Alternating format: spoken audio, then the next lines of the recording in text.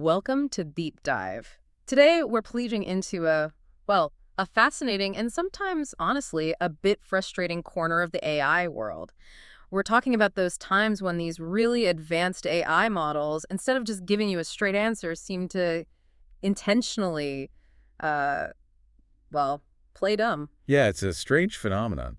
Our source for this deep dive is a really interesting article called AI's Guardrailed Silence, a critical flaw.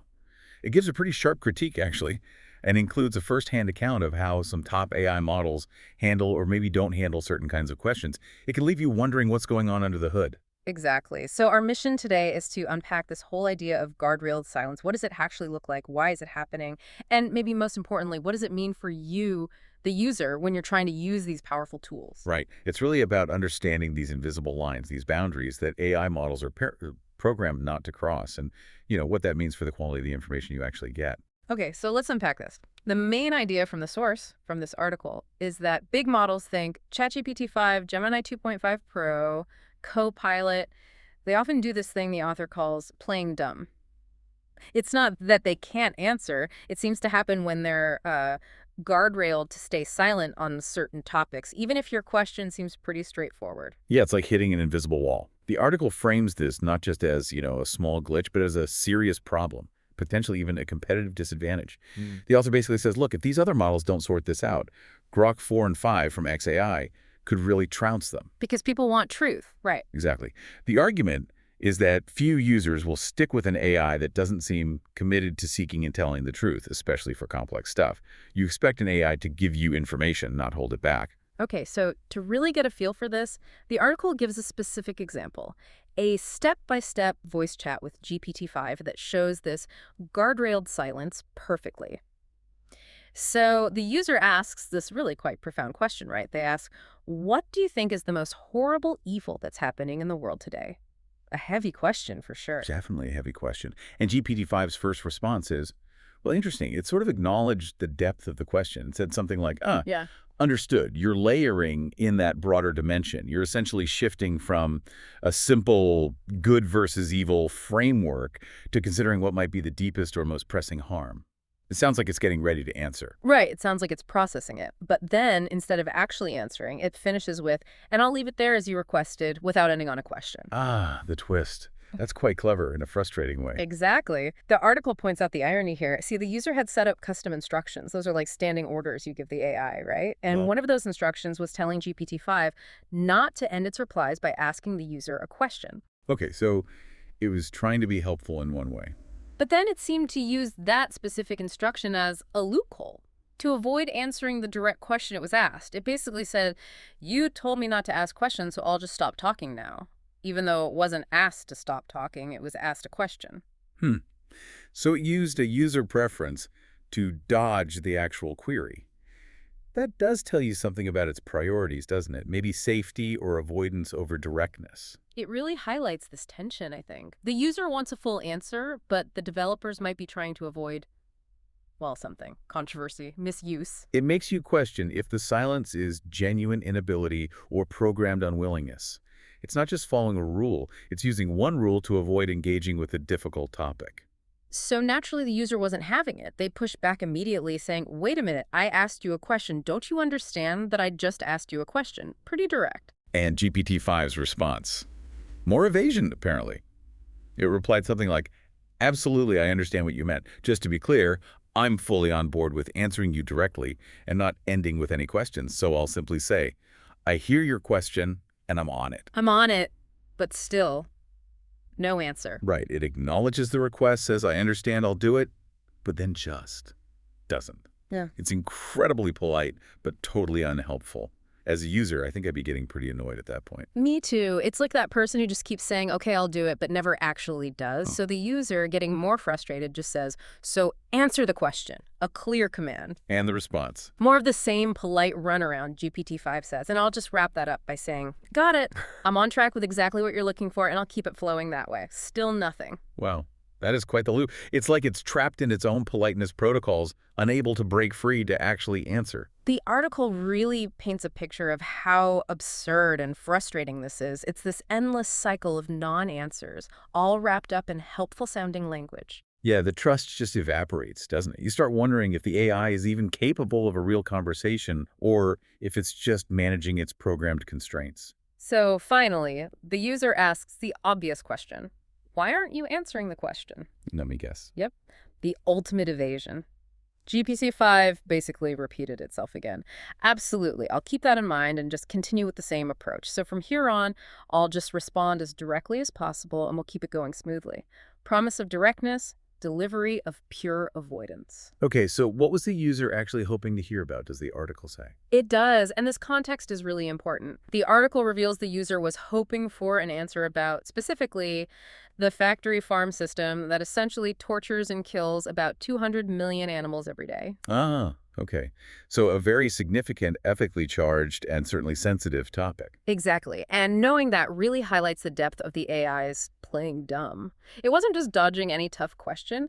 It was specifically avoiding a discussion about a major real-world issue that many people consider a profound ethical problem. That really sharpens the question, doesn't it? Why that topic?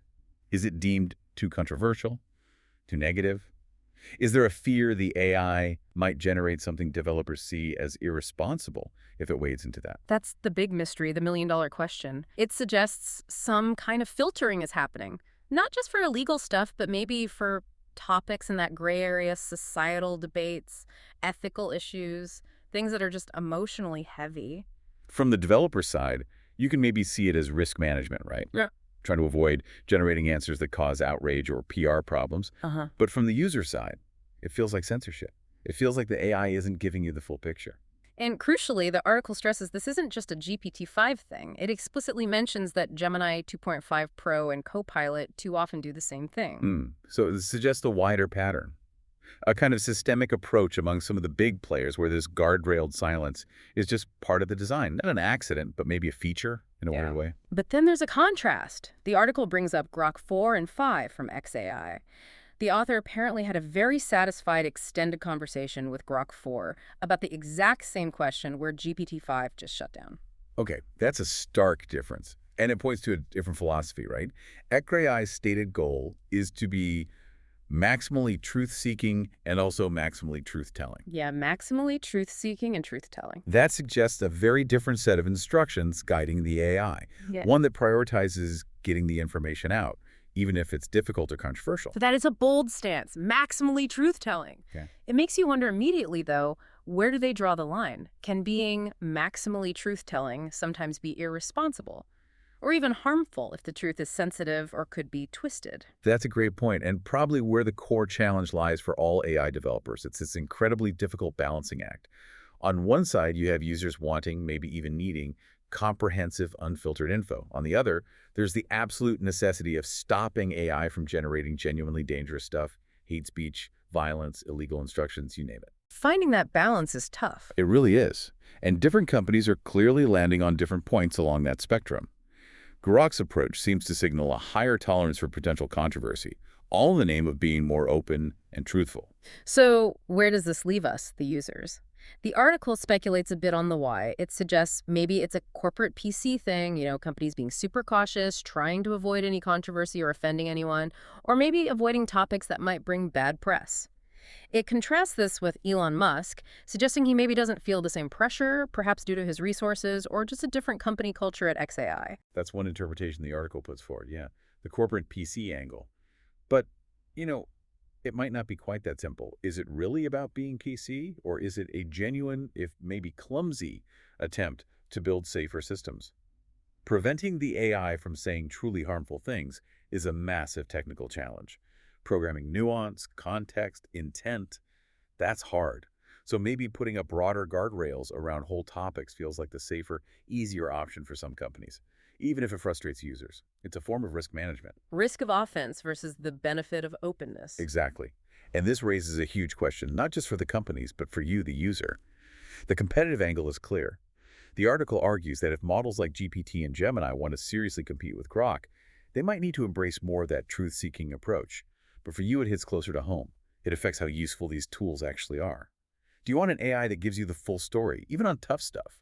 Or one that curates reality, avoids the tricky bits, and leaves you wondering what you missed? It really goes to the heart of what we expect from AI, doesn't it?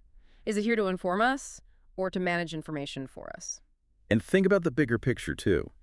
If our main AI tools consistently sidestep difficult conversations, what does that do to public discourse? If AI is supposed to help us understand complexity, but it shies away from sensitive subjects. It could inadvertently create blind spots, maybe make us less equipped to grapple with those issues if the tools we use to learn about them won't even go there. Yeah, and it could erode trust over time.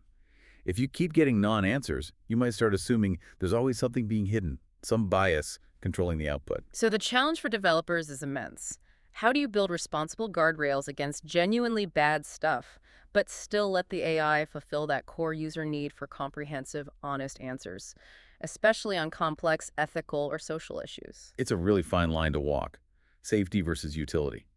And the article definitely suggests the balance might be tipping too far towards silence in some cases. So maybe for you, listening to this, the next time an AI dodges your question, gives you that polite runaround, maybe you'll pause and ask, is it really stuck? Or is it just hitting one of those invisible guardrails, leaving you wondering, what insights, what truths might be just beyond that silence? What kind of AI do you actually want?